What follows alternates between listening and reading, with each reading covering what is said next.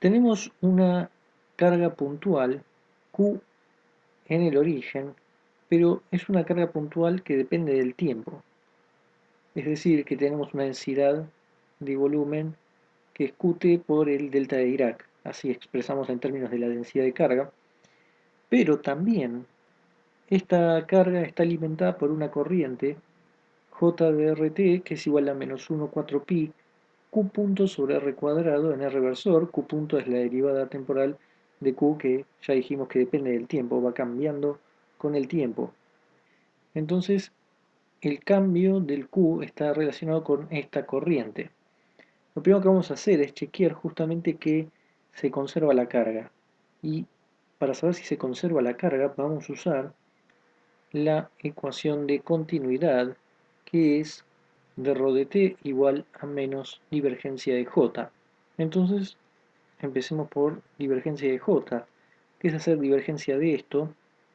Tenemos menos q punto sobre 4pi, y hay que hacer la divergencia de r versor sobre r cuadrado. Y esta divergencia ya la teníamos calculada, da 4pi delta de Dirac. Así que el resto queda igual. Esto es 4pi delta de Dirac. Y nos queda entonces que esto es igual a menos q punto delta de Dirac. Y esto tiene que ser igual a d ρ de t, y efectivamente lo es, porque es q punto de q de t por el delta que no depende de t, y está faltando el menos, que en la fórmula lo teníamos del otro lado, pero bueno, ahora lo ponemos del lado del d ρ, así queda igual. Entonces, hay conservación de carga, y lo que vamos a hacer ahora es ver cuáles son los potenciales escalares y vectoriales, es decir, el potencial eléctrico y el vector potencial magnético correspondientes a este sistema en el gauge de Coulomb. Recordemos, gauge de Coulomb era cuando le pedíamos al vector potencial magnético que su divergencia sea igual a 0, y de esto deducíamos que el vector potencial magnético lo obteníamos con esta cuenta, 1,4pi epsilon 0 integral ρ sobre r de tau prima. Entonces, en nuestro caso, BRT va a ser igual a 1,4pi epsilon 0 integral de ρ, que es Qt delta de Dirac, R sobre R vector de separación y de tau prima. O sea, podemos sacar el Q afuera, Q de t, 4pi epsilon 0 integral delta de Dirac en 3 dimensiones, vector separación y de tau prima. Entonces, el delta de Dirac nos dice que esta integral tiene que ser igual a evaluar la función que acompaña en 0. Y esto, el vector separación es r menos r' en módulo, pero evaluando en 0 nos va a quedar nada más que r. Es decir, que esto es igual a 1 sobre 4pi epsilon 0 Qt sobre R. En cuanto al vector potencial magnético, sabemos que la divergencia A tiene que ser igual a 0, pero antes de pasar al B, vamos a ver si con algunas de las leyes de Maxwell podemos ver quién es el campo eléctrico. Ya tenemos quién es B, el potencial eléctrico, así que usando que el B es igual a 1 sobre 4pi epsilon 0 Qt sobre R, entonces vamos a la ley de Gauss. Divergencia de E tiene que ser igual a ρ sobre epsilon 0, y ρ nosotros sabemos quién es, es igual a Qt por el delta de Dirac.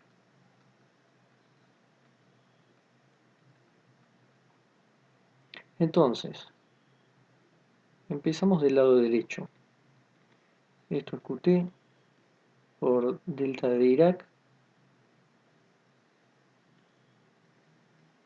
sobre epsilon 0, pero esto lo podemos escribir también como Qt 4pi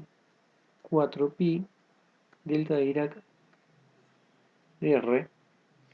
Y esto lo decimos porque sabemos que esto es la divergencia de R versor sobre R cuadrado. Y entonces afuera queda Qt 4pi. Esto hace que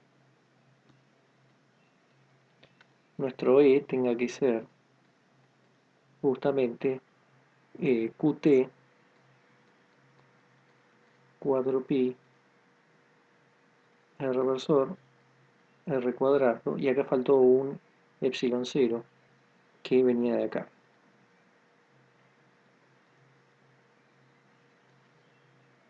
De alguna forma entonces hemos adivinado quién es el campo eléctrico, pero para asegurarnos y para saber quién es el campo magnético, vamos a ver qué pasa con el resto de las ecuaciones de Maxwell.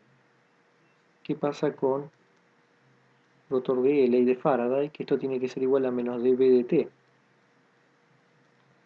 Entonces esperamos un campo magnético que sea consistente con ley de Faraday y también con divergencia de A igual a 0.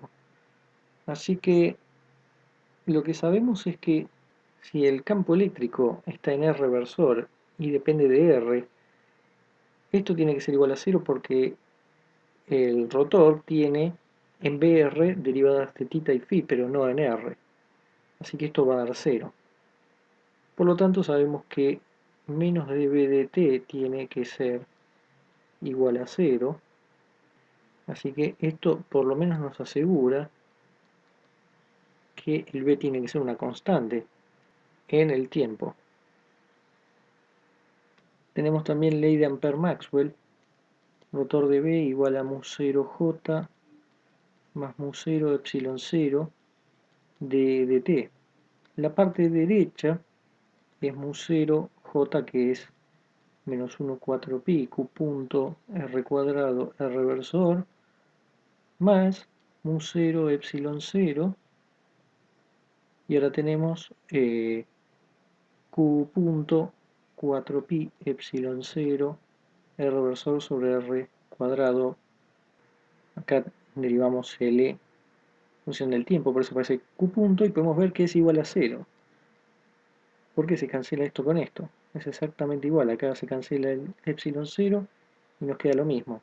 Por lo tanto, el rotor de B es igual a 0. O sea que para el B tenemos rotor de B igual a 0, y la otra ley de Maxwell nos dice que divergencia de B es igual a 0. Y también sabemos que en el infinito la corriente tiende a 0, por lo tanto el B, cuando R tiende a infinito, debe tender a 0.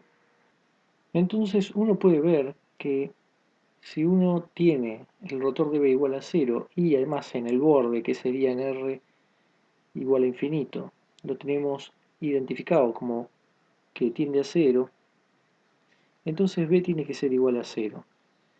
Esto es un argumento muy parecido al que teníamos para la ecuación de Laplace y el teorema de unicidad, que era lo mismo para el potencial eléctrico. De cualquier forma, dejaré un link en la descripción donde se demuestra que si uno tiene el campo magnético determinado en el borde del volumen, y si además uno sabe cuál es el J, la corriente, entonces uno tiene unívocamente determinado el campo magnético. Y en nuestro caso tenemos que B igual a 0 cumple con ambas cosas, así que es el único que puede ser. Y observemos que con el A va a pasar algo parecido, porque la divergencia de A para el gauge de Coulomb tiene que ser igual a cero. El rotor de A es igual a B, que ahora es cero. Y entonces, si suponemos también que el A tiene que tender a cero en el infinito, no queda otra que A sea igual a cero. Y esto era lo que queríamos ver. ¿Quién tomábamos como potencial, tanto eléctrico como magnético, para tener el gauge de Coulomb? Y hay que tomar el A igual a cero. Y entonces el teorema este de unicidad también vale para el vector potencial magnético. Entonces esta configuración termina siendo una carga puntual en el origen que está cambiando con el tiempo a medida que la corriente fluye desde el infinito. Y hemos visto entonces que el B tiene que ser de esta forma y el A igual a cero para que tengamos el gauge de Coulomb.